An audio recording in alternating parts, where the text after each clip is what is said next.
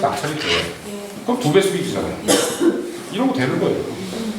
그러니까 이게 뭔가 지식으로는 알고는 있지만 해봐야지. 실제 그러니까. 이게 한다라는 것 자체가 맞아요. 너무 네. 쉽지가 않고 조금 여러 맞아요. 가지 맞죠? 인간적인 문제도 맞아요. 많고 맞아요. 이런 것들이 두려움이 많아서 그거는 저도 똑같이 잘한 부딪히면 안 해요, 저는. 나는 그 방법을 알 수 있어요. 잘하면 부딪히는 거 안 해요. 나 사람 부딪히는 거 싫었어. 맞아요. 뭔가가 또 그런 아니, 난 사람 부딪히는 게 안 하고 못하는 게 아니라 그냥 우리가 중간에 아까 전달자로 간다 그랬잖아요. 네. 네 말이 네가 그렇다고 이해할 수 있어. 내가 그대로 전해줄게. 네. 그냥 그렇게 들어주기만 하면 되는 거라 생각하면 저는 마음이 되게 편해요.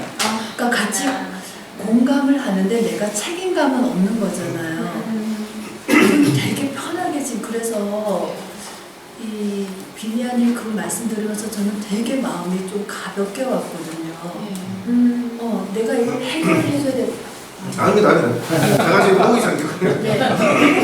해결해줘야 되는 게 아니라 내가 너한테 뭐 돈을 주고 가서 낙찰받은 사람 땡볕 받아왔는데 더 받아가지고 내가 100만 원이라도 보태주고 어떤 때는 저도 중개하다가 보면은 어떤 때는 내 돈 보태가지고라도 보내주고 싶은 사람 있어요. 근데 나중에 통장 열어보잖아요. 나보다 돈이 더 많아. 정말. 그래. 배신감 느낄 때 있어요. 그래서 지금은 좀 아직 덜 살아서 그렇죠.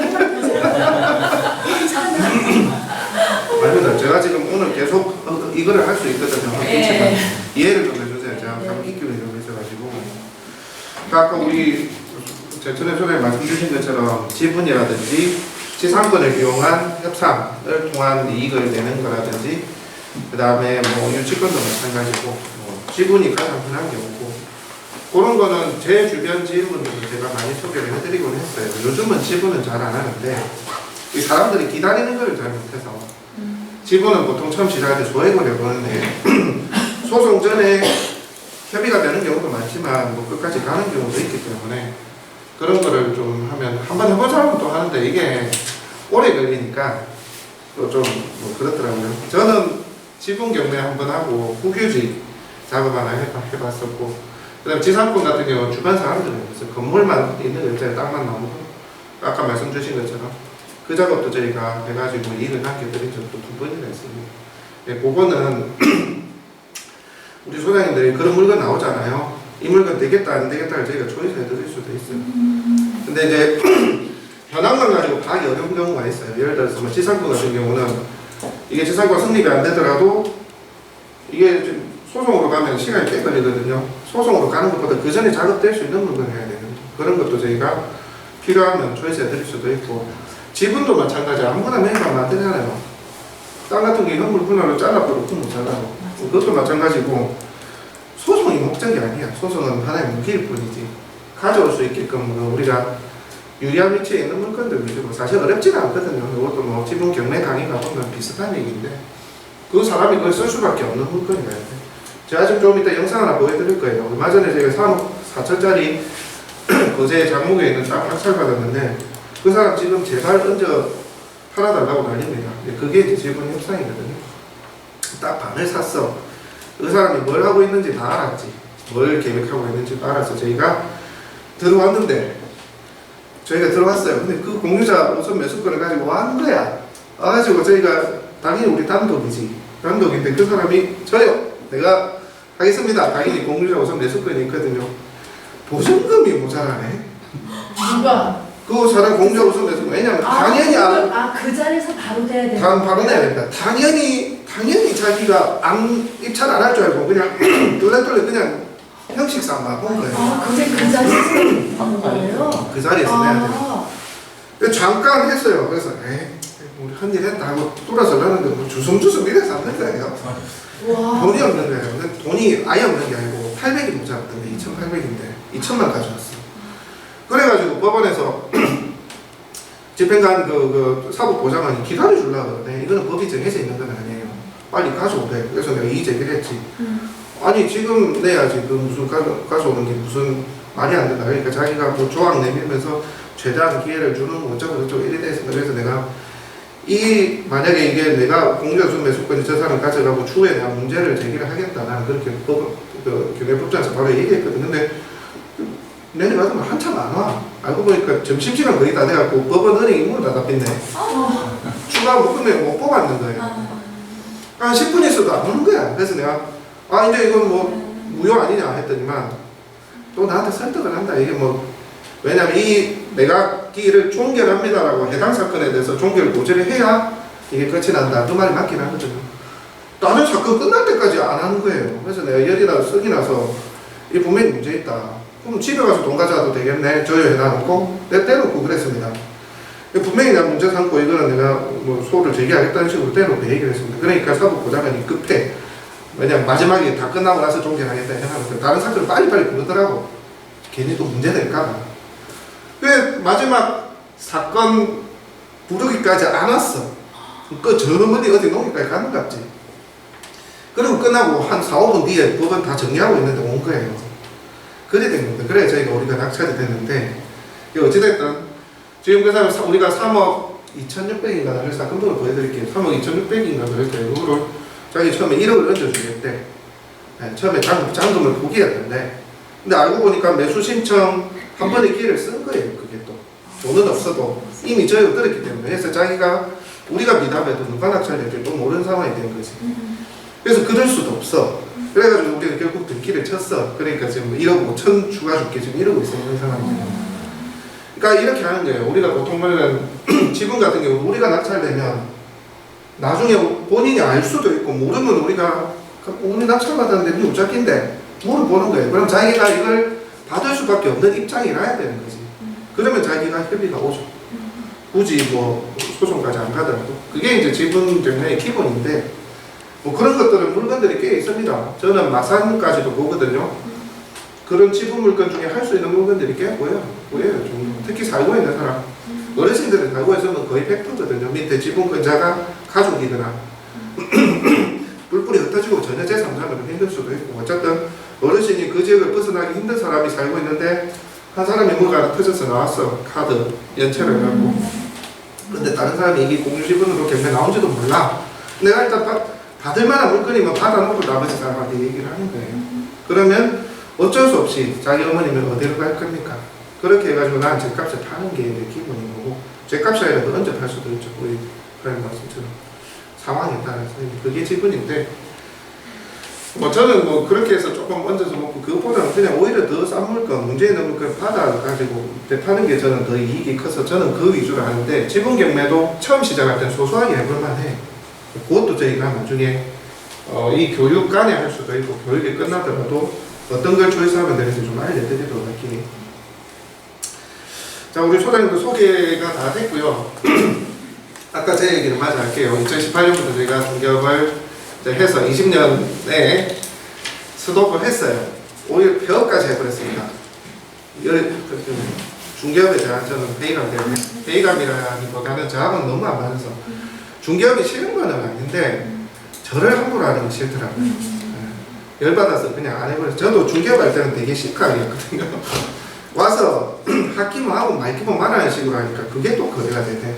웃기긴 한데 이게 아파트나 일반 주택 같은 경우야 뭐 비교를 해가면서 물건을 보고 한다지만 가격도 깎고 그걸 한다지만 저는 물건이 이제 그 하나밖에 없는 특히 토지 같은 경우는 그 지역의 특성을 갖고 있잖아요. 그러면 이 사람이 좋은 거는 같은데 실사용 겸 투자는 좋은 거는 같은데 이게 진짜 좋냐로 비교이 되는데 내가 좋다라고 하기 싫으면 말하라. 네 아니면 없나. 말은 안 했지만 그런 느낌. 그러니까 하되 어쨌든 그렇게 저는 나름 쉽게 해왔어요. 중개를 매매만. 그랬는데도 이제 확장이 안 돼. 그것을 끝이라. 한 달에 4-5개 계약할 날이 얼마나 바쁘겠습니까. 그래서 그리고 또 중간중간에 막 할 것 같이 하면서 넣기도 하고 알잖아요. 얼마나 쓰긴 합니까. 그래서 나는 내 에너지를 뺏는 사람을 제일 싫어하거든. 합당한 대가 없이 뺏는 사람 진짜 싫어요. 그래서 내가 폐업해버렸어요. 그래서 매수 신청 대리업을 시작하려고 중개업을 시작했어요. 저도 이제 공인중개사 라이센스가 있지만 세금 때문에 집사람이 이걸 하긴 했는데 그때 당시 집사람하고 같이 대리 입찰을 하고 했는데 이제 올해는 제가 제 이름을 하나 내야 될 것 같아요. 왜냐하면 집사람이 법무사를 못 한다고 1차 국보증 2차 올해 시험에 있으니까 아예 뭐 나오질 못하니까 내가 가면 안 되잖아. 문제가 될 수 있잖아요. 그래서 이제 제 걸로 하려고는 하고 있는데 어쨌든 그렇습니다. 그래서 이제 매수 신청 내력으로 전향을 하면서 한 3, 4개월 만에 그전에는 수익이 한 7, 800, 1000만 원이 넘었던 적이 평균적으로 별로 없었던 것 같은데 물건이 싸니까 매점부터 뭐 땅 해봐야 1, 2억, 전원주택 해봐야 3억 존집은 그리 많이 팔리네. 사실 돈도 안 나는 1억, 1억 이하짜리 그런 거 진짜 많이 팔 때는 존집만 한 달에 서너 개를 팔기도 했으니까 특히 통영, 거제, 고성 위주로 많이 팔았어요. 그렇게 이제 거래를 하다가 매수 신청 내력을 전향하면서 이제 물건 종류가 파이가 크죠. 뭐 존집이 아니야. 나 진주 지원에 있는 남해, 사천, 뭐 하동, 여기 통영, 거제, 마산까지 해서 주로 저희 마산거까지 이제 했는데 물건 종류가 다 다르지. 1억이 여기 아니에요. 숙박, 빌딩, 뭐 근린 상가부터 해가지고 공장도 제가 2개나 했거든요. 물건이 크죠. 나이가 커지는 거지. 10억, 20억짜리를 하게 되니까 당연히 보수가 틀려지죠. 2천을 넘어가더라니까요. 그래서 제가 이걸 배운 거고 그리고 일도 쉽네. 처음에는 어렵게 느껴지는데 막상 해보니까 어렵지가 않네.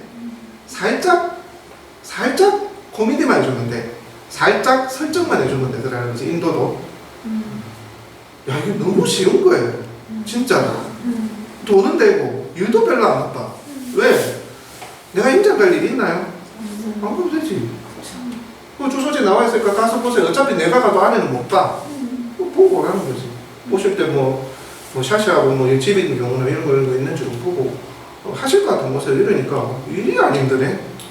그리고 중개 같은 경우는 내가 저 사람이 계약을 할 것 같으면 다 알아봐줘야 되잖아요. 요 상가에 내가 만약에 들어간다, 술집을 한다, 뭐 주점을 한다. 이게 되는지부터 봐야 될 거 아닙니까? 사용이나 쓰임 용도까지 봐야 돼. 임대차도 내면 얼마나 힘듭니까? 그래 놓고 안 하면 땡이야. 또 다 알아봐야죠. 근데 경매는 그래 안 해도 돼요. 왜 그런지 아세요? 특정 물건에 대해서 물으러 왔다 전화가 옵니다. 띠리링 아 이거 대항력에 대한 임차인이 있다는데 이거 보증금이 안 걸리는데 이거 이 사람 뭐예요? 그러면 매매에서는 답을 해줘야 돼요. 어쨌든 알고 있는 내용을 다 가르쳐주고 하면 하고 안 하면 안 하고 하잖아요. 경매는 안 가르쳐줘도 됩니다. 오히려 가르쳐주면 안 돼. 왜냐하면 그 하나의 사실 때문에 입찰을 하느냐 못 하느냐가 달려 있습니다. 그 하나 때문에 가격이 그렇게까지 내려왔다고. 설령 내가 알고 있더라도 절대 가르쳐주면 안 되는 거거든요. 내가 혼일 할 이유가 없지. 저는 이렇게 합니다. 그 물건에 대해서는 저희가 사장님이 물어오시는 답변에 대해서 답을 드릴 수가 없다. 주로 물어오는 게 이제 그런 권리하잖아. 문제가 있어야 돼. 그리고 얼마 쓰면 됩니까? 대출. 주로 이 세 가지에 물어오는 게 내가 왜 답을 해줄겠습니까? 왜 어떻게 얘기를 하냐면 사장님 이거는 경매입니다. 경매. 일반 중개하고 달라서 중개 같은 경우는 이 물건이 하나가 딱 나왔으면 이 물건의 팩트를 다 말해주고 할 사람이 와서 거래를 하는 거다고 보면 경매는 안 그렇습니다. 이 물건 하나 보고 수십 명, 수백 명이 보고 있다고. 근데 사장님한테 저희가 알고 있는 내용, 저희가 판단하는 내용들을 전달해주고 사장님은 그냥 갔다고 칩시다. 그럼 제가 제3자한테 의뢰를 받아서 이 물건을 대립차라고 낙찰을 해주게 되는 일을 할 수가 있잖아요. 그게 우리 주 일인데. 사장님 그냥 가버리면 사람 잠재적인 사람 경쟁자다. 법원 가서 내가 상담해준 그분하고 만나게 됩니다. 경매의 특성이 이러하니 절대 알려줄 수가 없다. 이렇게 합니다. 그리고 사장님이 그런 부분에 대해서 조언을 받고 싶고 어떻게 하면 저 물건이 낙찰이 될 건지에 대한 마음을 모아보고자 한다면 용역계약서 체결하십시오. 그러면 모두 고민하고 진행합니다. 그리고 대항력이 있고 하자가 있는 물건 나도 분석이 안 된 경우가 있을 수도 있잖아요. 그냥 훅 들어가고 이 물건 이 물건은 제가 충분히 조사를 해보겠다. 해보고 권리상의 하자는 문제가 없으면 내가 지금 용역계약 체결해서 보증금 30을 받든 40을 받든 50을 받든 이 금액 되돌려줄게. 내가 확인해서 문제 있으면. 근데 용역계약을 체결해야 이렇게 나는 알려주고 조사를 해볼 수 있다. 이렇게 하거든요. 그렇게 아예 벽을 쳐버리는 겁니다. 그래서 흔히할 일이 별로 없어요. 물론 여기서 여러분들이 나중에 스킬로 치자면 나는 이 물건을 알고 있다. 이 물건을 네가 고민하는 부분 혹은 나는 충분히 찾아낼 수 있다. 그 물건 나는 알지만에 대한 뉘앙스가 살짝 보여주는 게 좋겠죠. 그렇게 해놔놓고 절대 답을 주면 안 돼. 처음에는 내가 끌려갑니다. 특히 중개업을 하시다가 경매를 전향하거나 병행하시는 분들은 습관적으로 또 좋은 거를 얘기를 해야 될 것 같으니까 따라가요. 근데 해보시면 경매는 내 정보만 쏙 빼먹고 나가는 사람들이 굉장히 많다. 근데 그거는 내가 케어를 할 수 있잖아요. 중개는 내가 케어를 안 해주면 거래가 안 될 뿐더러 그게 당연히 중개사의 책임이라고 받아들여지기 때문에 그래서 중개가 흔일이 많고 어려운 거예요. 근데 경매는 그렇지 않습니다. 정보 싸움이에요, 경매는. 그래서 이런 흔일을 굉장히 줄여나갈 수가 있습니다. 그래서 일도 쉬운 데다가 내가 제 생각에는 중개하고 비교를 했을 때 일도 한 2배, 3배는 쉬워요. 업무의 범위가 한 2분의 1, 3분의 1밖에 안 된다. 왜 그러냐면 저 물건이 우리가 할 일은 저 물건이 경매로 나서면 저 물건을 온전하게 얼마에 입찰을 하면 낙찰이 될 건지에 대한 고민을 하는 거고요. 권리상의 문제가 있는지, 왜냐하면 저게 매매처럼 매도인이 원해서 나온 건 아니잖아요.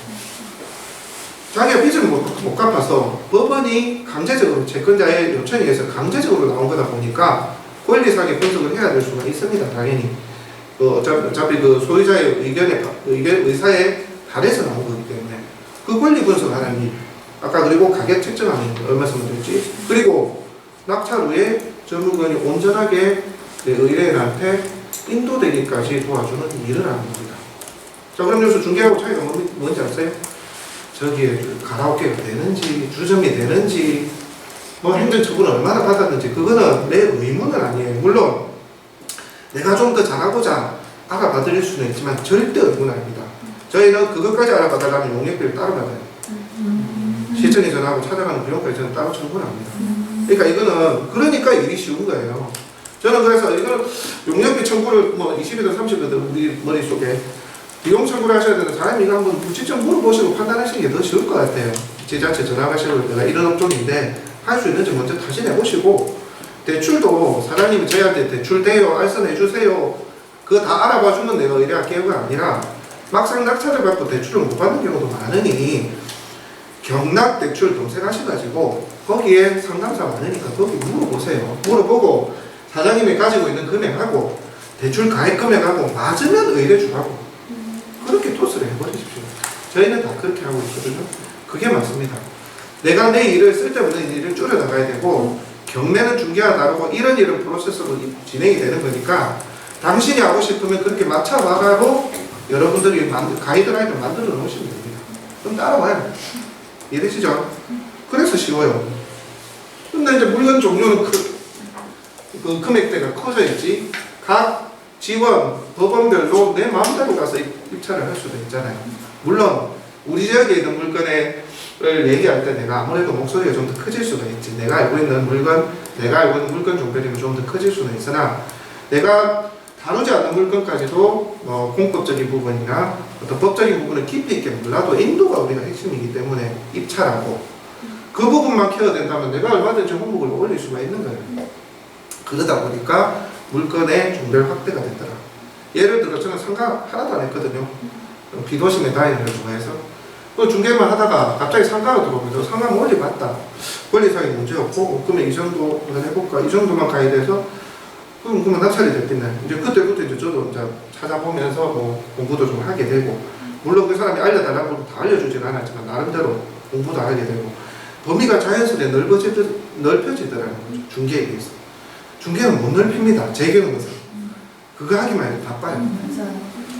그래서 경매는 이런 장점이 있어요. 저는 공장도 공장 저당이나 뭐 예를 들어서 뭐 이종근생이라든지 뭐 여러 가지가 있는데 그런 것도 모르다가 하나하나 낙찰받으면서 뒤늦게 그냥 찾아보게 되더라고요. 또 어떤 사람이 어떤 공장을 더 선호하는지, 처마를 이렇게 고도까지 보네, 폐차가 되는 것을 더 찾네, 땅은 200평에 건물에 100평 한참 되는 게 많이 나가네, 이러면서 자연스레 찾아보게 되더라고요. 이걸 중개하기 위해서 하나부터 열까지 다 알아보는 게 아니라 그렇게 확장이 되더라고요.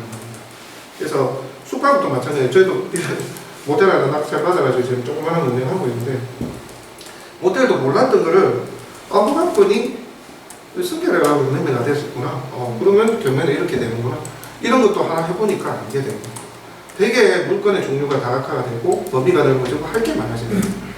네, 그게 경매의 저는 장점이에요.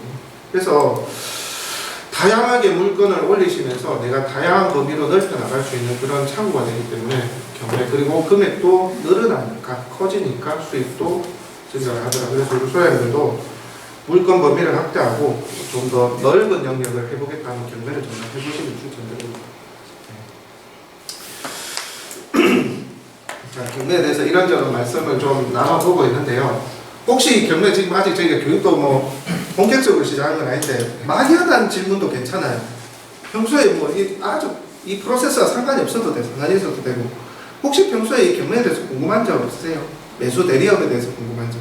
저 있습니다. 예, 뭐라도 돼요. 그게 제가 변호사 업무랑 그 약간 겹치는 부분이 있어서 네. 그걸 가장 조심해야 되는 거 아, 네, 그건 맞아요. 들었습니다. 네. 그래서 어느 부분에까지 네. 그리고 우리가 이제 그걸 피해 갈건 가면서도 저희가 취할 건 취해야 되잖아요. 아, 네. 그 부분이 좀 첫 번째 딱 첫 강의에 딱 포함되어 있는 내용이긴 합니다. 일단 간단하게 말씀을 드리면 일단 그 변호사법은 법률행위로 규정되어 있거든요. 법률행위가 예를 들어 뭐 소장을 제출한다든지 변호사들이 해야 될 영역에 있어서 우리가 보수를 받는다거나 보수를 안 받더라도 반복적인 행위라면 간주가 될 수가 있긴 해요. 근데 실질적으로 보면 법률행위를 통해서 반복적으로 하면서 수익을 창출하는 행위에 대해서 제한을 한다라고 변호사분들이 하시더라고요. 자, 그렇다면 우리는 그걸 안 하면 돼. 근데 잘 들어보세요. 인도 업무를 하지 말라는 게 아니라 법률행위를 하면 안 되는 거예요. 근데 인도 업무를 하다 보니까 법률행위가 들어가는 거예요. 예를 들어서 인도 명령 신청을 대신해서 우리가 내주는 것도 법률행위입니다. 그래서 그게 법률행위거든요. 강제집행 신청을 대신하는 것도 법률행위의 하나로 봐요. 소장은 아니지만. 그걸 우리가 원래는 하면은 정확하게 말하면 그런 것을 하면서 보수 청구나 이익을 취하면 안 돼요. 그렇거든요. 근데 우리가 가가지고 우리는 매수 신청 대리인이고 낙찰까지만 해줄 건데 낙찰이 되고 나니까 이 의뢰인분이 뭘 어찌할지 모르는 거지. 그래가지고 우리가 가가지고 채무자나 점유자가 이 임차인이 점유하고 있다면 말 한마디 못 꺼내는 건 우리가 가서 말을 해줄 수는 있다는 거예요. 이해되세요? 그것까지 문제가 되는 건 아닙니다.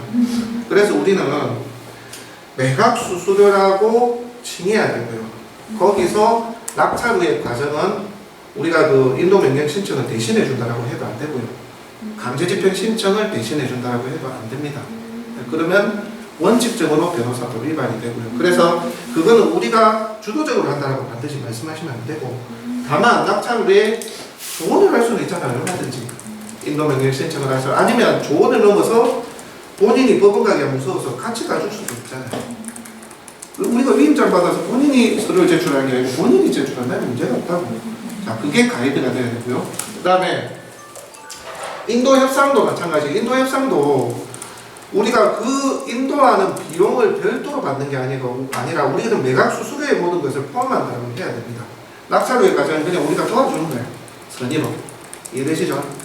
그렇게 우리가 용역계약이나 모든 내용을 기재해야 되고, 대리입찰 및 낙찰까지니까 그 뒤의 과정은 그냥 선의로, 그리고 인도 명령이나 강제집행 신청 제출은 우리가 주도해서 하는 건 아니다 라고 가이드로 두고 진행을 하시면 됩니다.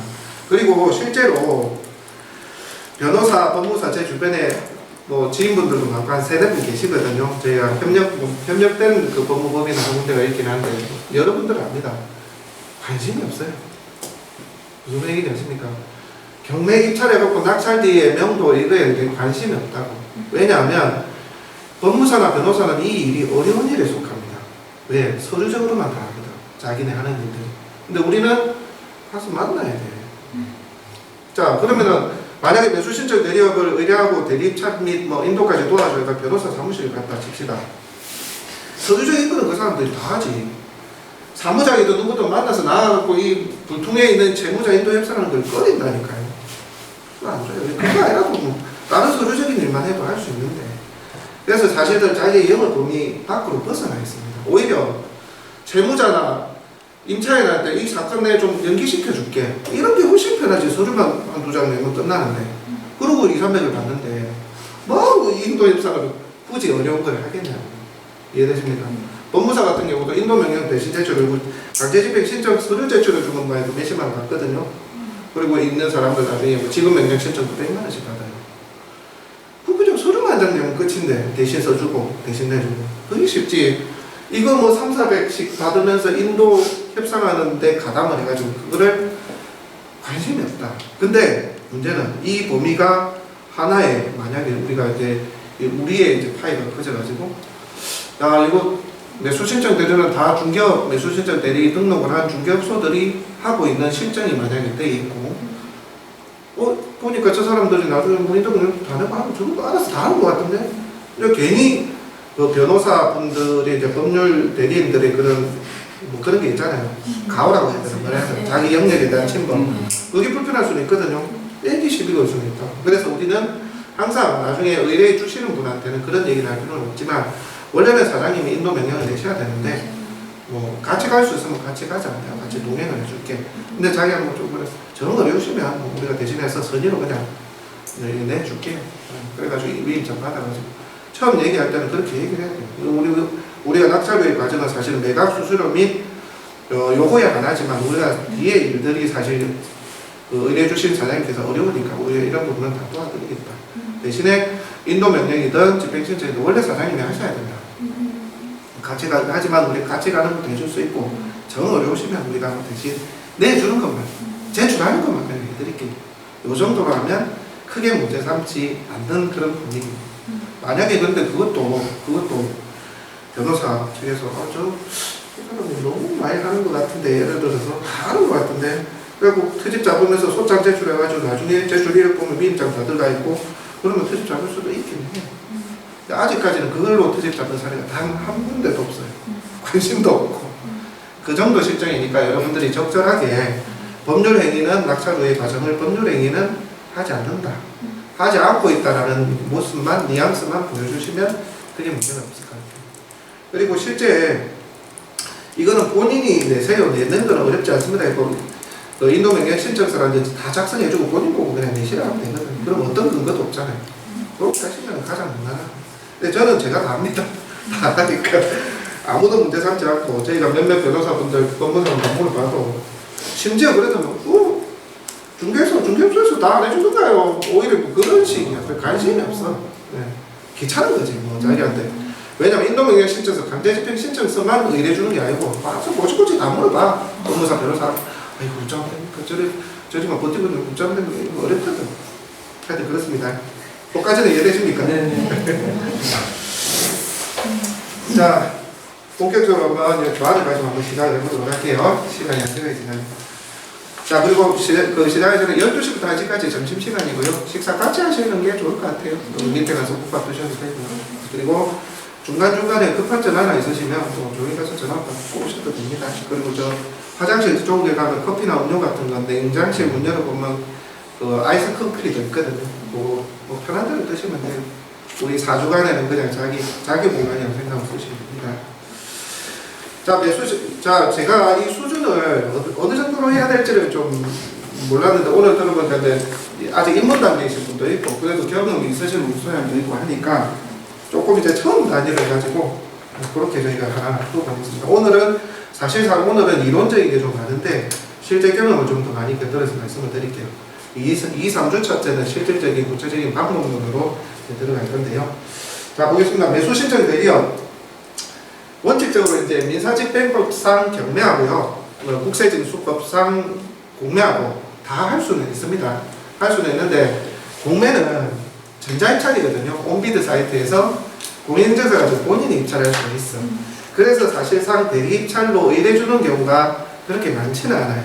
또 공매 같은 경우는 우리 일반인들이 하기가 조금 어려운 게 소송이 수반돼야 되는 경우가 대부분이에요. 왜냐하면 인도명령제도라는 게 없기 때문에. 인도명령이라는 것은 낙찰자가 잔금을 내고 나면 권한이 없는 점유자한테 나가라고 명령을 빨리 받게 해주는, 그러니까 쉽게 말하면 우리끼리 말하면 재판을 빨리 받게 해주는 제도거든요. 옛날에는 명부 소송을 통해서 6, 7개월 아무리 빨라야 그래가지고 협상하면 7, 8개월이에요. 집행하면 낙찰받고 7, 8개월 이상 걸리니까 이게 허점이 많은 거라, 경매를 하다 보니까. 그래서 인도명령제도가 도입이 돼서 일주일 안에 결정이 내려주고요. 집행신청이 빠르면 한 달 반 안에 진행이 되거든요.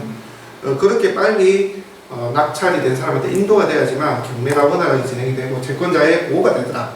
그래서 이제 법이 생긴 건데 이 공매는 그게 없어. 아직까지 없습니다. 있어야 된다는 어떤 법률 검토나 이런 얘기들도 많은데 자 그러면은 공매를 우리가 의뢰 들어왔을 때는 사실은 내가 인도 명령을 할 수가 없으니까 명도 소송을 통한 임차인 있는 경우 얘기입니다. 대항력이 없더라도 그렇게 협상을 해야 되는 어려움이 있기 때문에 우리의 무기가 없기 때문에 조금 더 어렵다. 그리고 전자입찰이기 때문에 의뢰가 사실 그렇게 많이 안 들어온다. 그래서 주는 경매라고 보셔야 됩니다. 경매는 우리가 이제 할 수 있는 것들이 있기 때문에. 그리고 물건도 쭉 보시면 아시겠지만 한 8대1, 9대1입니다. 물건이 나오는 좀 비율이. 같은 기간 내에 보면은 경매 물건이 100개 나오면 공매는 한 10개, 15개, 20개, 10개밖에 안 나와. 그래서 우리가 추천할 수 있는 물건이 생각보다는 적고요. 다만 공매 물건이 입찰하는 사람도 적기 때문에 간간히 알짜 물건도 나오긴 합니다. 그래서 저는 제가 투자를 하고자 할 때는 공매 물건도 같이 보긴 합니다. 또 공매가 인도 명령 제도가 없어서 어렵다고 생각을 하고 또 뭐 기피하는 현상도 있기 때문에 아주 나를 위해서 활용해 보는 것도 방법입니다. 그것도 다음에 말씀을 드리도록 할게요. 자, 그 내용이 첫 번째 1번의 얘기를 드리고 있는 내용입니다. 자, 그 다음에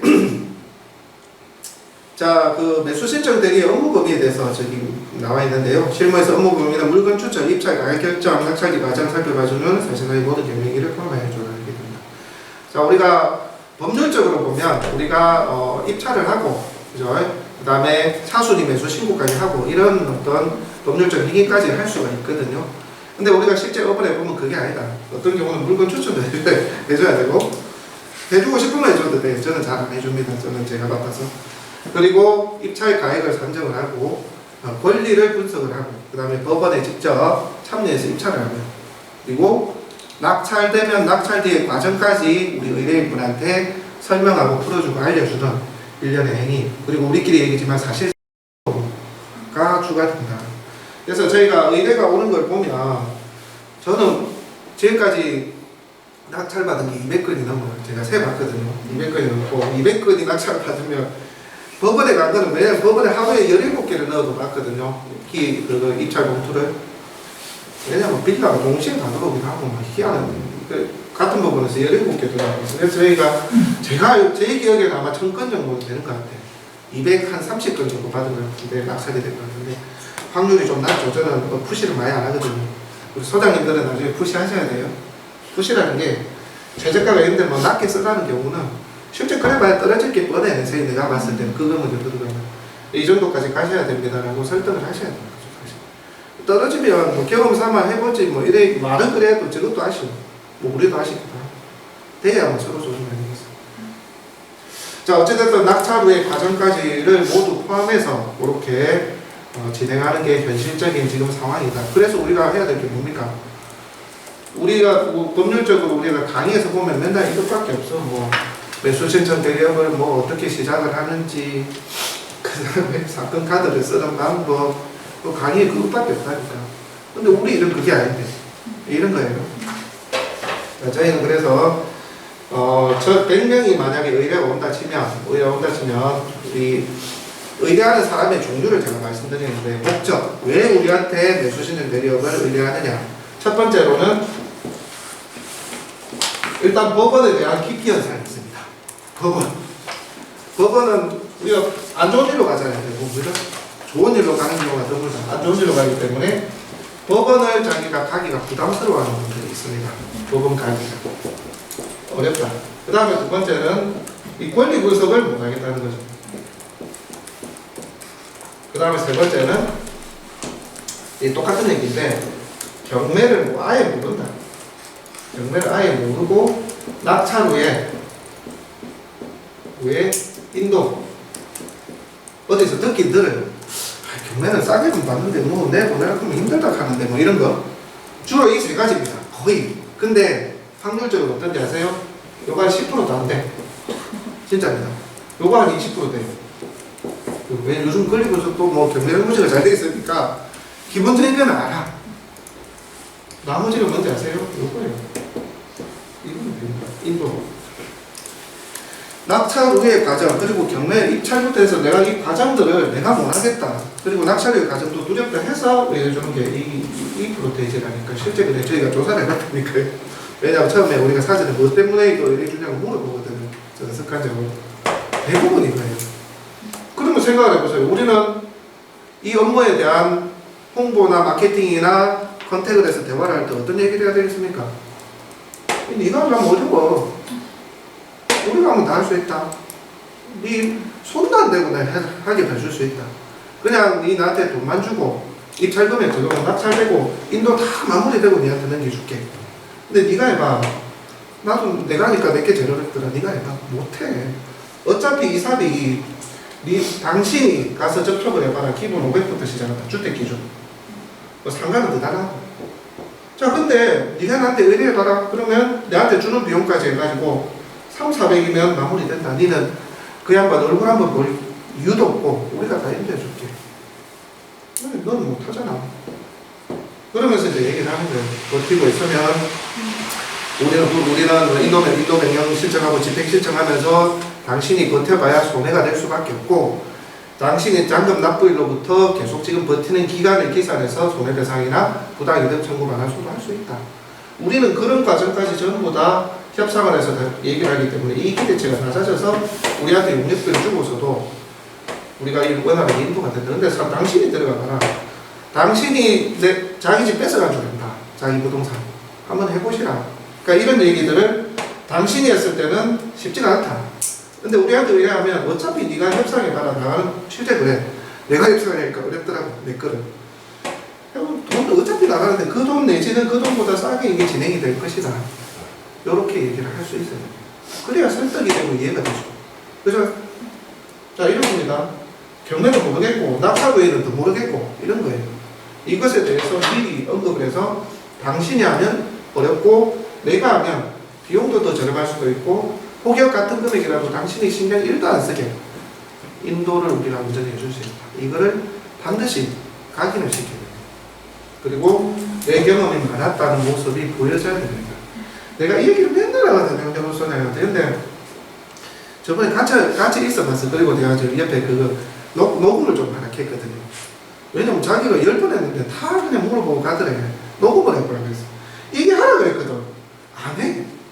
그냥 물건 설명만 하고 있는 거예요. 그러니까 안 되지. 분명히 자기는 관심 있어 온 사람도 자기가 10명 왔는데 그 중에 한 4-5명은 진짜 입찰을 할 것 같더래. 자기가 뭐 금액도 다 정해놓고 꼭 해달라고 하는데 자기 이 신뢰를 못 준 거야. 못 준 거야. 이 얘기를 하나 아예 안 하더라니까. 그래서 이게 제일 중요해요. 어쨌든 이런 형태로 우리 그 의뢰인분들이 이런 이유로 의뢰를 온다고. 그래서 우리의 핵심은 경매 프로세스를 다 알고 그분들한테 기본적인 가이드를 얘기를 해줄 수 있어요. 예를 들어서 사실 경매가 언제 진행되고 언제 입찰이 되고 사람이 낙찰이 되면 언제 잔금을 내셔야 되고 잔금 내시고 나면 또 이런 과정 때문에 사장님이 또 인도에가 들어가는데 이 정도 걸립니다. 사장님이 요새 더 걸릴 수도 있다. 예를 들어서 그런 얘기도 해야 되고 우리가 법률적으로 최대 오래 걸리는 기간이 이런 과정 때문에 일이 걸린다. 자기는 뭔 말인지 몰라. 이 사람한테 맡겨야 돼. 일이 돼야 되니까. 아시겠습니까? 되게 중요한 얘기입니다. 그래가지고 일치월장하신 분도 있기는 해. 내가 나중에 소개해드릴 텐데 이렇게 그 의뢰 오신 분한테 얘기를 내가 주도해서 이렇게 나가야 된다. 오면은 뭐 아니 뭐 금액 얼마입니까? 이 문제 없습니까? 그거는 내치면서 사장님이 너 이제 입찰하시려고 하느냐? 경매를 해보신 적이 있느냐? 뭐 해봤다 어쩌다 뭐 낙찰을 받아가지고 인도해 보신 적이 있느냐? 그렇게 주도를 해서 얘기를 꺼내가야 된다니까. 그럼 해본 적이 없다. 일단 사실 우리도 의협을 많이 하지만 인도가 제일 힘드실 거다. 그래고 설령 입찰 안 하더라도 이런 얘기를 하면 낙찰받고 나중에 전화와요. 이해되십니까? 인도가 쉽지가 않다는 걸 알려줘야 됩니다. 실제 법률적으로 서류 내고 그 가서 얘기를 하기 쉽다니까요. 진짜 안 쉬워요. 낙찰 받은 사람이 가기가. 제 3자가 가면 얘기 안 하시는데 낙찰자가 가면 잡아먹으려고 해요. 진짜 얼마 전에 그 젊은 놈이 싸우려고 하더라고요. 자기가 보조금을 다 잃어버리니까. 내 거. 아니, 내 거라고 안 했는데, 이 의뢰인분이 나이 연세가 너무 많으셔서 저한테 투자를 몇 번 하실 사이클 그냥 내가 다 낙찰자인 것처럼 했지, 그냥. 그것도 하기 위해서. 내가 낙찰자인 줄 아니까 태도가 달라져야 돼요. 요즘 젊은 놈들 더 무서워. 그래가지고 자기도 변호사한테 물어보고 문을 열었을 수도 있으니까 문을 여는 것처럼 한번 확장해가지고 한번 살 떠봐라 이렇게 했겠지. 이제 문 연 거를 터집자가 주거 침입을 했고 이사비 다녀오다. 우리는 안 넘어가지. 내가 언제 문 열었다고 그래도 짐이 있을 것 같으니 가져가라 그랬지. 처음에 내가 안에 이제 짐이 사실 저는 문 열어보거든요. 강제히 문을 합니다. 그냥 여기에서 전기요금이 많이 안 내진, 예를 들어서 다가구라 치면 전기요금이 많이 안 내진 세대, 안전에 가면 다 세대별로 다 열 수가 있거든. 자는 문하면 많이 비어져 있네. 입장권 듣게 하고 전기세도 계속 안 내는데 저는 열어봐요. 번호키를 안 부수고 문을 열 수 있습니다. 법원에 가면 법원과 연결된 열쇠업체들이 있거든요. 그 업체들은 번호키를 안 부수고 문을 열 수 있습니다. 일반적인 열쇠업체는 이거 잘 못해. 법원에 가면 무조건 있어요. 왜냐하면 개고 집행을 할 때는 현황 그대로 문을 열어야 되거든요. 그래서 그 업체, 열쇠업체 미리 연결받아가지고 따봐가지고 안에 짐이 있으면 그대로 다시 닫아.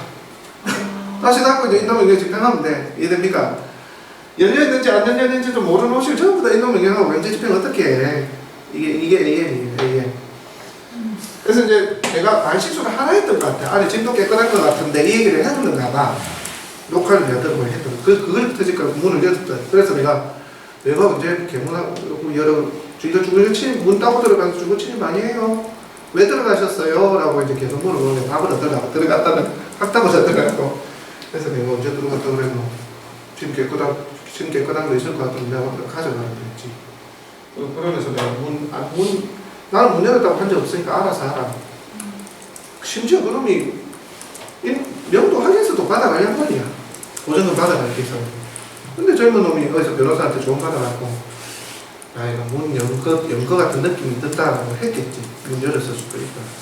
그러니까 그럼 변호사가 그리 조언했어요. 그럼 그걸 상대로 해가지고 좀 협박의 의사를 좀 받아라. 이렇게 했겠지. 안 받아도 되죠. 자기 변호사한테 물어보고 와서 태도가 바꿔졌거든요. 당신 알아서 하고 난 집행할게. 그리고 부담금 정부한다. 하니까 나중에 꼴이 내리고. 그리고 명도학에서 내가 못 받아가게 한다. 명도학에서 없이도 이건 나중 얘기인데 임차인이 보증금 받아가 대항력 없는 임차인이 보증금을 받아갈 때는 명도학에서라는 게 필요하거든요. 이런 실무상 경매를 하다 보면 제가 강의를 하다 보면 앞뒤가 섞일 수도 있습니다. 이런 얘기를 해주셔야 돼요. 명도학에서라는 게 필요해요. 낙찰자의 명도학에서 그냥 서류 하는데 명도 인도하였습니다. 그러니까 도장 하나 딱 찍고 인감증명서라고 들어가야 그 사람이 그걸 받을 수가 있어요. 보증금을 받을 수가 있습니다. 배당 때. 그 친구가 이제 자기는 그리 되면 의뢰 입장이고 인도하기가 우리가 되게 편하거든요. 본인이 해줘야 우리가 명도학에서 주는 거기 때문에. 근데 그걸 받아갈 놈이 이제 큰 소리를 치는 거야. 어디 변호사에서 이제 조언을 받아가지고. 내가 그랬죠. 당시 명도학에서도 내가 이 짐 다 안 치우면 못 받아가게 내가 조치를 할 거다. 받아갈 수 있는지 보자. 내가 경매법정에 전화해가지고 절대 협의 안 됐으니까 명도학에서 못 받으면 배당금을 줘서는 안 된다라고 내가 얘기할 거다. 아니면 뭉치라는데 자기도 또 변호사 사무실에 물어봤더니만 이제 명도학에서 못 받으면 인도가 쉽지 않고 또 통장한테 해가지고 확인받는 절차가 있긴 해요. 그런데 실제 짐을 치워야 되고 낙찰자가 분쟁이 있고 그렇게 지금 인도를 해주면 안 된다. 짐 안 치웠다라고 얘기를 하면 안 해주거든요. 그걸 또 몰라. 일반인들이 몰라. 그걸 지금 물어보니까 이거 안 될 것 같아. 이게 저자세로 막 굽히면서 자기 지인이라는 사람 전화와서 굽신굽신하면서 그래 짐 빼가져갔어. 어쨌든 말하다 보니까 또 어디 가자고 제가 무슨 얘기를 하여간 그런 프로세스나 이런 과정들을 우리가 다 정확하게 이해를 하고 전달할 수 있는 능력이 키워져야 계약이 됩니다. 계약이. 아시겠죠? 자, 두 번째로 경매 프로세스 및 진행 과정. 우리가 흔히 알고 있는 게 최초 경매가 채권자가 근저당권자나 돈을 받을 사람이 이제 3개월이 연체돼서 기한 이익이 상실되거나 3개월이 연체되면 그러면 경매를 넣을 수가 있고요. 그 다음에 채권자가 채권의 권한을 얻어가지고 강제 경매를 신청할 수가 있습니다. 주로 그렇게 해서 경매로 나오게 되는데 최초 경매를 이제 신청을 했을 때 경매 기입 등기, 등기사항 증명서에 경매 개시 결정이라고 등기에 이제 기입이 됩니다. 기입이 되고 나면 그때부터 해서 법원의 현황조사, 감정평가, 뭐 배당, 그 다음에 공고 이런 일련의 과정들이 있는데요. 그거 제가 간단하게 언급을 드릴게요. 크게 중요한 거는 사실 여기 보면은 매각 물건 액세스 비치 1주 전 입찰 6개월 빨간 글씨 있죠? 네. 첫 페이지에 네. 그것부터 알면 되는데 이 전 과정은 그냥 이론상으로 그냥 간단하게 설명드릴게요. 자, 채권자의 경매 신청부터 낙찰까지는 최소 6개월이고요. 경매기입 등기가 최초 채권자가 경매 신청을 하면 경매기입 등기가 된 날로부터 한 6개월 이상 기본적으로 걸리긴 합니다. 근데 저희가 주로 해보니까 요즘 경매 물건이 많으니까 거의 뭐 1년은 걸리더라고요. 그거는 이제 법원마다 다르긴 한데, 자, 인도 마무리까지는 최소 1년 이상이 걸린다. 최초. 예를 들어서 여러분들이 상식을 알고 계시면 좋을 것 같아요. 왜냐하면 상담을 하다 보면 별 상담이 다 와요. 내가 지금 이 돈 받을 게 있는데 경매를 넣으려는데 얼마나 걸리겠습니까? 이런 질문도 오고, 또 실제는 그 기간을 궁금해하는 사람들도 있고, 최소 우리가 법원에 혹은 경매정보지에 매각기일이 잡힌 2주 전에 이제 공고가 돼서 나오거든요. 그게 최소 6개월은 걸린다. 왜냐하면 그 사이에 법원의 현황조사, 감정평가, 그리고 채권자나 그리고 돈을 받을 사람들의 이해관계인들이 그런 권리 신고를 하는 그런 기간들도 있기 때문에 6개월 정도 걸린다고 보시면 되고요. 자, 보여드릴게요.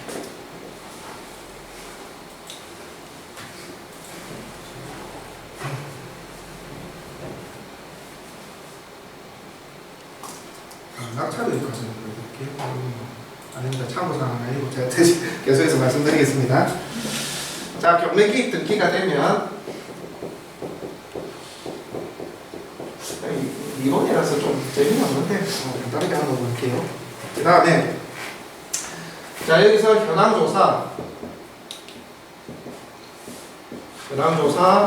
감정평가가 이루어지거든요. 자, 우리 지금 오신 소장님들이 이런 프로세스를 잘 모른다고 감안하고 제가 말씀드릴게요.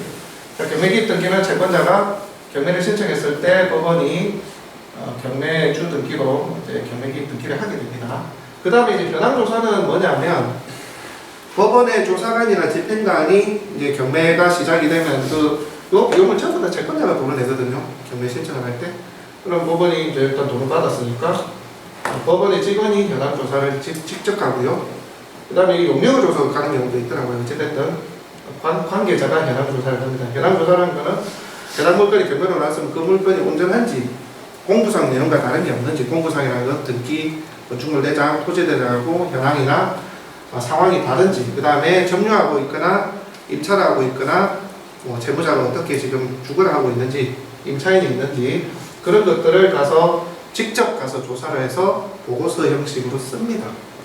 그러면 이 현황조사에는 사실상의 눈으로 본 내용, 조사관이, 그 다음에 들은 내용. 자, 이 들은 내용이 중요합니다. 자, 눈으로 본 내용은 사실이니까, 직접 눈으로 봤으니까 사실적인 얘기가 적혀 있겠죠. 예를 들어서 땅이 나오는데 땅 위에 흐름한 창고가 하나 있다. 등기록은 묘지가 하나 있다. 그럼 이렇게 눈으로 본 내용을 땅이 이렇게 돼 있고 위에 묘지가 하나 있더라고 해서 적는 거예요. 법원의 조사관이나 이해관계인이 법원의 용역업체가. 자, 그 다음에 들은 내용입니다. 이게 중요해요. 자, 들은 내용은 뭘 듣겠어요? 현장에 가서 누군가가 있으니까 얘기를 듣는 거겠죠, 그죠? 주로 이웃집에는 잘 안 물어봅니다. 현황조사. 현장에 가서 있으면 물어보고 없으면 안 물어봅니다. 근데 이 들은 내용은 주로 누구한테 듣겠어요? 자, 채무자, 그죠? 임차인, 자, 등등 점유하고 살고 있는 사람한테 듣겠죠? 그죠? 들은 내용을 적어요. 자, 근데 이 들은 내용을 우리는 매각물건 명세서나 조사 내용을 가지고 사실인 것으로 판단을 하고 권리분석을 하는 경우 굉장히 많아요. 나중에 설명을 드릴 텐데, 자, 이런 사람들이 서류를 제출하는 게 아니고 그냥 들은 내용을 현황조사서에 쓰는 거예요. 자, 그러면은 채무자 같은 경우는 그냥 말할 수도 있죠. 뭐 예를 들어서 뭐 내가 지금 뭐 본인이 채무자인데 심지어 거짓말을 할 수도 있어. 나는 소유자는 홍길동인데 나는 김길동인데요. 나는 그냥 점유하고 있어. 이럴 수도 있는 거예요. 그죠? 자, 임차인 같은 경우도 보증금이 5천에 30인데 나 1억 있어요. 이러면 그냥 현황조사서에 그냥 이런 대로 쓰는 거예요. 아시겠어요?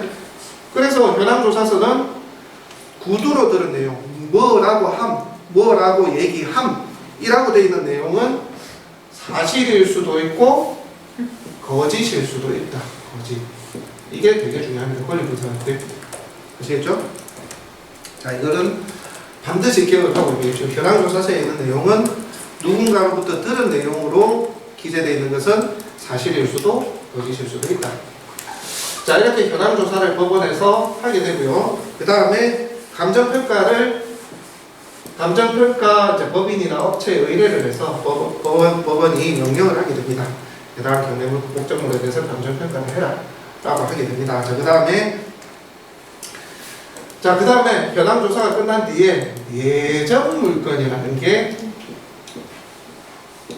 공고가 됩니다. 예정물건이 뭐냐면 우리가 법원에 뭐 지금 진행 중인 물건 하면 쭉 리스트가 나오거든요. 쪼르르르 나오는데 2주 전에, 보통 매각기일이 잡히면 2주 전에 공고가 돼요. 예를 들어서 지금 3월 14일에 매각기일이 잡히면 3월 1일 날에 공고가 돼서 우리가 그 경매정보지나 법원에 그 정보를 통해서 볼 수가 있는 겁니다. 근데 2주 전이 아니라 이 시점에 대해서는 의견들이 많은데 저희가 법원에 아시는 분이 계셔서 답을 안 해주더라고. 자기는 모른데 뭐 감정평가 지나고 나면 나오는 것 같던데요. 그렇게 얘기하더라고. 이 예정물건이 이제 청구액하고 법원 이제 채권자의 청구액이 있습니다. 그거하고 감정평가 현황조사만 단계만 지나면 청구액하고 사건 번호가 부여가 돼서 예정물건으로 나온다 하더라고요. 그래서 보통 보면 경매기입 등기가 되고 한 2, 3개월 뒤에 공고가 되는 것 같아요. 저희가 쭉 조사를 해보니까 더 빨리 되는 경우도 있고 하는데 이 예정물건이 또 나오게 됩니다. 자, 예정물건에 대해서는 또 드릴 얘기가 있는데 자, 지금은 시간 얘기를 하는 거니까 자, 그 다음에 배당 요구를 그 다음에는 하라고 합니다.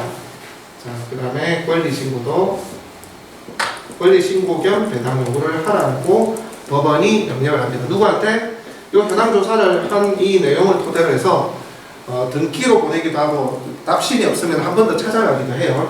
자, 그렇게 해서 배당 요구, 이해관계인 채권자일 수도 있고 돈을 받을 사람, 임차인 점유자일 수도 있겠죠. 그런 사람들이 내가 도움받을 게 있거나 권리 행사를 하겠다 하는 내용이 있으면 신고를 하라고 법원이 명합니다.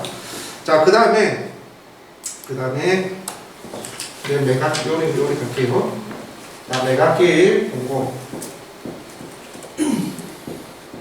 중요한 건 아닌데 그래도 이걸 알고 있어야 우리가 어떤 누군가에게 설명을 하다 보면 이런 과정으로 진행됩니다. 뭐 좀 아는 것 같고 이렇거든요. 지금 자, 매각기일 공고는 2주 전에 이제 기일 공고가 되고 자, 그 다음에 매각기일 공고가 되고 아까 매각기일 공고가 2주 전에 첫 100%대 신건으로 입찰기일 기준으로 2주 전에 매각기일이 공고가 됩니다. 예를 들어서 3월 14일 날에 감정가로 첫 입찰일이라고 칠게요. 100% 해가지고 그날 2주 전에 이제 매각기일이 이제 공고가 돼서 우리가 정보를 보게 된다는 얘기고요. 그 다음에 매각물건 명세서.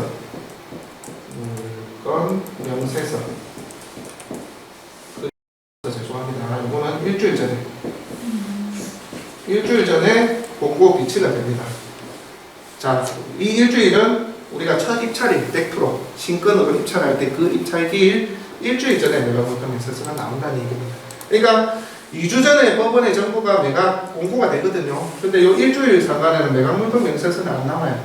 그래서 현황조사 감정평가서는 우리가 사설 경매정보지든 다 뭐 법원에 대법원 경매 사이트든 간에 요거는 고지가 되는데 매각물건 명세서는 딱 일주일 전에 고지가 됩니다. 자, 그리고 그 다음에 입찰이죠. 입찰 첫 100%일 수 있겠죠. 떨어지면 이제 70%가 될 수도 있고 80%가 될 수도 있고 이건 법원마다 달라요. 20% 내지는 30% 저감이 됩니다. 자, 이런 식으로 진행이 되는데 요 입찰하기 전까지 경매기입 등기서부터 이런 순서대로 쭉 오는데 입찰하기 전까지 최소 6개월이 걸리더라. 경매가 워낙 진행 물건들이 많을 때는 7, 8개월, 통영전은 거의 1년 가까이 걸리는 것 같은데 어떤 경우는 6개월이 걸리기도 하고 어떤 경우는 1년이 걸리기도 해요. 왜냐하면 같은 같은 경매 물건이라 하더라도 배당 요구 권리 신고를 함에 있어서 문제가 생기거나 현황조사 감정평가서에 보고서에 문제가 있어서 재평가를 한다거나 이러면 또 늦어지거든요. 그래서 6개월이 될 수도 있고 어떤 건 8개월이 될 수도 있고 또 진행되는 경매 물건이 법원마다 다르다 보니까 많아서 이 단계가 늦어질 수도 있고 어쨌든 이렇게 6개월 이상 걸린다. 우리가 누가 물어보면 아니 경매기획 등기 경매가 진행되면 이렇게 이런 과정을 한 6개월 정도 걸립니다. 그리고 어떤 사람은 이것도 물어봐. 100%인데 이거 뭐 매각 물건 맺힐 수가 없는데 뭐 이런 질문도 하거든요. 그러면 사장님 일주일만 기다려보세요. 매각기 입찰 일전에 100%대 첫 입찰 기일 전에 일주일 전에 배치가 되고 공고가 됩니다. 사설 경매성 문제는 더 늦게 또 법원에 데이터를 받아 한 5일, 6일 전에 올리기도 하는데 어쨌든 이렇게 보시면 되고 그 다음 우리가 사실 알고 있어야 될 거는 한 요 정도예요. 요 정도. 매각 물건 명세 아니죠. 요 정도 보면 되겠네요. 매각기를 공고부터 해서 사실 이 전 단계는 우리가 뭐 크게 설명하고 개입하고 관여할 일은 없어요. 근데 그 중에서 이 예정 물건은 3주차에 설명을 드리긴 할 건데 예정 물건은 일단 매각 공고가 되기 전이니까 일반인들이 많이 보진 않아요. 요즘은 뭐 똑똑이들은 예정 물건도 많이 보긴 하는데 저도 많이 보긴 합니다. 예를 들어서 내가 필요하다는 물건이 미리 조사를 하는 거죠. 내가 만약에 저 아파트가 한 몇 개나 남아있지 이번에 아파트 내저 64%까지 떨어졌는데 저거를 꼭 받으려고 입찰가를 쓸까? 아니면 예정 물건이 많이 남아있나? 저거 뭐 적당히 써도 추이 좀 더 보고 어차피 뒤에 물건 나온 게 많이 있으면 그렇게 이제 우리가 예단을 하고 가격 책정을 할 때도 확인을 할 수가 있고 또 예정 물건이 결국 매각 공고로 나오는 확률이 요즘은 높아요. 왜냐하면 경기가 어려울수록 매각 경매기획 등기가 되고 나서부터 채권자가 이제 경매 신청을 했는데 이제 채무자가 갚을 수도 있잖아요. 이 예정 물건에서 사라지기도 합니다. 취하가 돼서 없어지기도 하거든요. 근데 요즘 보면 대부분 다 어려우니까. 이 예정 물건은 실제 매각 공고가 되기 전이니까 우리가 나중에 등기를 떼봐가지고 채권 금액을 확인을 해요. 그래가지고 매매로 전향을 하기도 합니다. 예를 들어서 7억짜리인데 이 예정 물건에 등기를 떼보니까 뭐 가압류, 뭐 건전한 포함해서 7억 시세인데 채권이 다 합해보니까 한 5억 정도밖에 안 돼. 근데 나는 이 물건을 꼭 찾는 손님이 있었어. 그럼 한 5, 5천에 협의합시다. 5천 주고 이거 떠르고 매매 합시다. 이렇게 할 수도 있거든요. 그렇게 협의를 해서 경매를 취소 내지는 그렇게 해서 우리가 컨설팅으로 들어가서 거래를 할 수도 있다. 그런 것도 활용을 해보실 필요는 있습니다. 저 같은 경우는 찾아달라는 분이 하도 많아서 저희 이제 멤버십이 있다 보니까 한 번씩 보기는 해요. 근데 이제 이런 거는 있어요. 저도 예전 물건을 작업을 해봤는데 인터넷에도 보면 경매를 법원 가서 왜 합니까? 미리 뭐 하는 방법이 있는데 뭐 그렇게 올리는 사람들이 이 얘기거든요. 예전 물건인 걸 갖다가 협의해가지고 이 채권만 많지 않은 채권이 너무 많으면 어차피 매매도 안 되잖아요. 채권만 그렇게 합산 금액만 많지 않으면 협의를 해서 매매를 좀 싸게 해요. 본인이 급하거든. 그리고 또 실제 예전 물건에 협의할 때는 사장님 이게 감정가가 7억인데 지금 이게 5억 될지 4억 될지 떨어지는 거 보니까 심상치가 않더라. 오히려 매매로 하면 자녀 재무도 다 상환할 수도 있고 하니까 이렇게 매매로 해가지고 마무리합시다. 법무사 끼고 하시면 되거든요. 이렇게 예전 물건을 작업을 하셔도 된다. 그리고 자, 요 과정까지 혹시 궁금한 거 있으세요? 크게 뭐 중요한 건 아니라서 이 정도 기간이 걸리더라. 그리고 매각 물건에 있어서 현황조사서 감정평가를 또 하게 되고 예정 물건 그 다음에 배당 요구 권리 신고까지 하고 이 단계를 거쳐서 입찰까지 간다는 거고요. 자, 빨간 글자 한번 계속 볼게요. 유찰 시 다음 회차 이제 매각 물건 명세서에 고지가 됩니다. 자, 보면 2회차, 3회차, 4회차가 떨어지는 거를 보는 방법은 여기 보시면은 여기 매각 물건 명세서라는 게 있거든요. 매각 물건 명세서는 경매 사설 경매 정보 사이트 옆쪽에도 항상 보여지고요. 대법원 경매에서도 이렇게 매각 물건 명세서가 보입니다. 이 매각 물건 명세서가 사실은 법원의 권리 상황을 보여주는 공식적인 공부거든요. 여기에 문제가 있으면 이 법원의 경매 절차에 대해서 이의 제기를 할 수도 있습니다. 예컨대 내가 낙찰을 받았는데 요 사람이 점유를 안 하고 있고 전혀 다른 사람이 점유를 하고 있다. 그래도 불허가 신청의 요건이 되기도 하고, 만약에 보증금 미상, 차익 미상이라고 되어 있는데 내가 실제 조사해 봤더니만 계약서 들이면서 보증금이 5천이래. 이러면 불허가 신청을 할 수가 있습니다. 왜냐 법원이 조사한 조사 내용하고 다르기 때문에. 그래서 법원에서 인정하는 공식적인 권리관계를 확인할 수 있는 공식적인 문서라고 보시면 돼요. 요거는 아까 말씀드렸다시피 최초 입찰일 기준에 일주일 전에 이제 비치가 되는데, 자, 한 번 떨어지면 20%, 30% 언제 기일이 잡히느냐? 물론 경매정보지에도 보이지만 여기 보이시죠? 여기는 이 페이지거든요. 내가 물건에 있어서 이 페이지인데, 이 페이지는 부동산의 표시, 1페이지는 아까 권리상의 그 내역들이 나와 있고, 이 페이지에는 부동산의 표시가 나와 있습니다. 땅이 뭐 몇 평이고, 건물이 몇 평이고, 그 중에 뭐가 나왔고 이렇게 나오는데, 아래쪽에 보시게 되면, 그죠? 여기 나와 있죠. 첫 번째 입찰에서 떨어지면 이날이고 이걸 보고 이제 사설 경매정보지에 그대로 따서 쓰는 거예요. 이걸 보고 이제 기일이 언제다라고 여러분들이 추정을 하고 확인을 하실 수가 있는 겁니다. 이 강의를 하다가 궁금한 거 있으면 언제든지 말씀 주세요. 우리끼리니까 잠깐 써도배가 궁금한 거 같이 묻고 답할 수도 있으니까. 사람이 많으면 중간중간 그러면 계속 질문이 많아지니까 어려워지는데. 자, 그리고 입찰하는 과정까지 아까 20% 내지 30%씩 저감이 된다고 말씀드렸어요. 그러면 내가 이 가격쯤에 한번 들어가 봐야지 라고 할 수 있잖아요. 그죠? 그렇게 해서 이제 낙찰이 됩니다. 낙찰이. 자, 낙찰이 되면 낙찰 후에 인도 완료일까지의 시간, 여기서부터 여러분들 집중하셔야 되는 게 항상 오는 질문입니다. 의뢰인이든 문의를 하시는 분이든 항상 하는 질문입니다.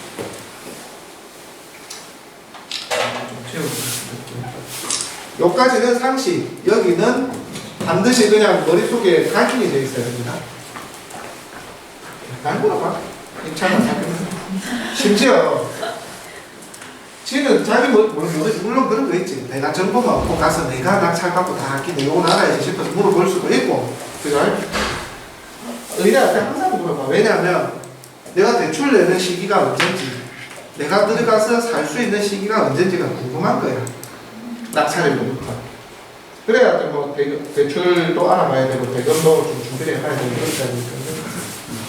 날짜가 70일, 135일 이렇게 나오면 굉장히 생각보다 오래 걸리죠. 그래서 여러분들이 아셔야 될 거는 이래야 돼요. 보통 보면은 우리 의뢰인분이 낙찰되면 그냥 한 달 안에 다 해결되는 줄 알아요. 대부분 그래요. 계획을 그리지 않아요. 진짜로. 그래서 우리가 그 상식을, 본인이 알고 있는 상식을 깨줘야 됩니다. 사장님, 채무자가 만약에 채무자나 소유자, 전 소유자가 점유를 하고 있으면 최소 3개월 이상 걸립니다. 3개월 반. 근데 임차인이 점유하고 있으면 넉 달 넘게 걸립니다. 4개월 반이 걸려요. 어떨 때? 끝까지 버틸 때.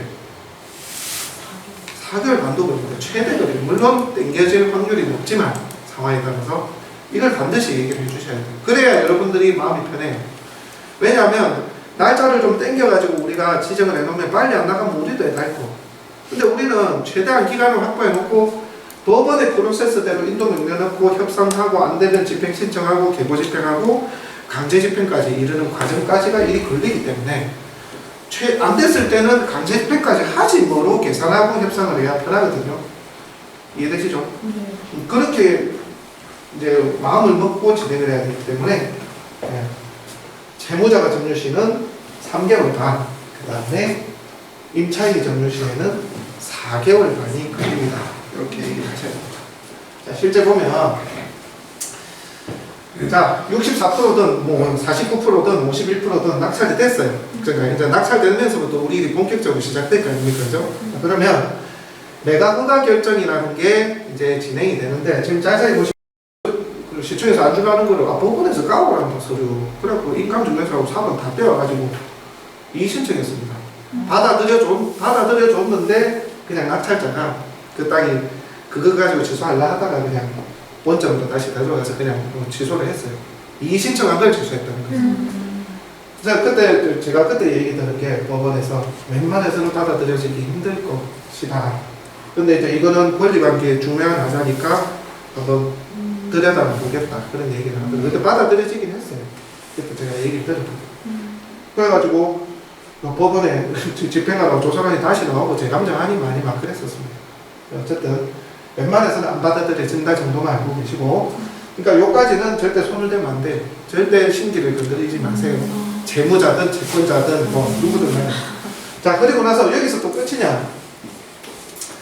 자, 14일 뒤에 확정이 되면 비로소 이날에 법원에서 등기로 낙찰자한테 잔금, 대금 납부를 내라고 이 등기를 보냅니다. 어떤 서류를 하냐? 자, 요게 대금 납부 통지서거든요. 요게 대금 납부 통지서입니다. 자, 요렇게 대금계약 통지서 나가는데요. 또 여러분들 헷갈리시고 매각 대금 해가지고 요리 나가는데 이게 낙찰 금액으로 쓴 금액이 나가요. 근데 우리 이미 10%를 냈잖아요. 그러니까 이거 헷갈리시면 안 돼요. 여기 왜 매각 대금이 왜 10% 냈는데 이 돈 내라 그러고 이걸 들고 해당 경매계에 가면 10% 내가 낸 거 공제하고 나머지 납부서를 주거든요. 그걸 가지고 해당 법원 옆에 은행이 내는데 법원은행에 어쨌든 이렇게 해서 대금 지급 기한이 이렇게 고지가 됩니다. 이날까지는 납부를 해라. 보입니까? 대충 보셔도 돼요. 좀 크게 좀 흐리게. 자, 대금기한이 정해졌으니 이 지급기한 증권 출석해야 대각 대금을 납부하시기 바랍니다. 이렇게 해가지고 대금 지급 기한이 나옵니다. 주로 그날 그 매각 확정이 된 그날 또는 그 다음 날에 이제 발송이 되는데 그날부로 보통 한 달 정도 시간 줍니다. 그래서 아까 매각 확정이 아까 14일이었잖아요. 그러고 나서 한 달이니까 한 달 반이 걸리는 거지. 잔금 내기까지. 그래서 저희한테 의뢰를 주시거나 상담을 주시는 분한테 낙찰되고 얼마 만에 돈을 만들어야 됩니까? 한 달 반 걸립니다. 최대. 근데 대금 납부 통지서가 나오면 최대한 빨리 내세요. 왜냐? 채권자가 경매 신청 채권자한테 좀 연기 좀 해줘. 내 돈 반 줄게 하면 연기를 해주는 경우도 있거든요. 은행마다. 채권자마다 다 달라. 보통은 다 줘야 취하를 해주긴 하는데 서로 뭐 개인 근저당 같은 경우는 그냥 뭐 수협의를 해서 그냥 취하를 하는 경우도 있잖아요. 그렇기에 잔금 내버리면 땡이니까 잔금 내기 전까지 이 채권이 해결이 돼버리면 취하가 될 수 있기에 대금계약 통지서가 나오면 최대한 빨리 마련하십시오. 이왕 낼 거면 그렇게 말씀을 해주시면 됩니다. 자, 다시. 자, 대금 납부까지는 45일. 여기까지는 똑같아. 임차인이 점유하든지 채무자가 점유하든지 있든지 없든지 간에 이 과정은 똑같습니다. 자, 근데 자, 배당이 껴있어요. 배당은 우리가 대금 납부를 하게 되면 약 한 달 뒤에 배당 기일이 잡혀요. 그거는 법원에서 이제 돈을 받았으니까 채권자도 있을 것이고 임차인도 있을 것이고 이해관계인도 돈 받을 사람 채권계산서 제출하고 돈 받아가라는 날짜를 한 달 뒤에 지정을 합니다. 그래서 한 달이라고 저희가 이렇게 기대를 해요. 무조건 한 달이고 약 한 달입니다. 조금 더 되는 경우도 있고. 자, 그렇게 해서 자, 임차인이 점유했을 때는 자, 대금 납부를 하고 나서 바로 인도명령 신청을 할 수 있는데 인도명령 결정이 안 나요. 안 납니다. 요건 잘 알고 우리 실무관에 항상 있는 일이에요. 왜냐하면 이 인도일을 우리가 얘기해 줄 때 이 설명을 해줘야 돼요. 근데 특정 법원은 또 그렇지 않다는 얘기도 있는데 제가 지금 겪어봐는 모든 법원들이 다 임차인은 법원이 배당기일을 정하는데 대금 납부하고 하면 그 날짜가 지나야지만 인도명령 결정을 받아들여 주더라. 근데 그렇게 얘기하긴 하지만 반드시 그런 건 아니다. 판사님마다 다를 수는 있다 이 얘기를 하더라고요. 근데 실무상으로는 그렇습니다. 어쨌든 배당기일 이후에 임차인을 인도명령을 넣고 협상을 할 수가 있다. 자, 근데 채무자가 점유하고 있다. 소유자나 채무자가 점유하고 있다. 자, 그러면 배당기일까지 굳이 필요 없이 대금 납부하고 바로 인도명령을 신청하면 바로 받아줍니다. 그러면 우리가 전략을 짤 때 임차인이 점유하느냐 채무자가 점유하느냐에 따라서 액션이 달라지게 행동해야 됩니다. 다시 말해 우리가 조사를 해보니까 소유자가 저 아파트를 우리가 낙찰을 받았어. 이제 곧 잔금을 낼 건데 우리가 전략을 짜야 돼요. 저 소유자가 있어. 누가 봐도 소유자인 걸 알게 됐다고 칩시다. 그러면 잔금 내고 와서 바로 인도명령 넣고 바로 협상을 해봐도 되겠네. 이렇게 생각하셔야 되고 임차인이 있다. 그러면 대응 납부하고 나서라도 가서 물어볼 수는 있지. 언제 가실 거예요. 근데 법적 권한을 가지고 우리가 압박을, 프레싱을 가할 수 있는 것은 배당기일 이후다. 그때 인도 명령을 들을 수 있게, 인도 명령을 받아들여 주기 때문에. 둘 다 대응 납부하고 인도 명령 신청을 할 수는 있습니다. 근데 인도 명령 결정이 법원의 판사직이 찍힌 결정문이 배당기일 이후에 임차인 점유 시에는 법원의 판사가 받아들여 주는 거고, 채무자 점유 시에는 채무자가 뭐 받아갈 게 있나? 원래 잔존 금액이 있으면 받아가겠지만 무조건 받아야 되는 권리는 아니잖아요. 그렇기에 대금 납부와 동시에 인도명령 신청하면 일주일 이내 인도명령 결정을 받아들여 준다. 이게 중요합니다. 그러다 보니까 임차인이 점유하면 최소 한 달은 기다려야 돼. 그죠? 한 달은 기다려야 됩니다. 한 달을 더 기다려도 인도명령 넣고 뭐 집행신청을, 우리는 여러분들은 또 어떻게 생각할지 모르겠죠. 저는 무조건 이사비를 안 준다 주의기 때문에 무조건 배당기일을 인도명령에 넣고 저는 대개는 다 되거든요. 간혹 그렇지 않은 경우도 있지만 무조건 저는 그렇게 해요. 자 그러면은 채무자 같은 경우는 바로 인도명령 신청을 하고 나면 지금 45일, 잘못됐나? 2달. 자, 인도명령 신청을 하고 나서 결정이 떨어지고 나서 2달 안에 마무리가 된다고 보시면 됩니다. 2달. 자, 좀 쉬었다 할까요? 중간에 쉬는 시간이 있어서 힘든 것 같기도 한데. 쉬었다 할까요?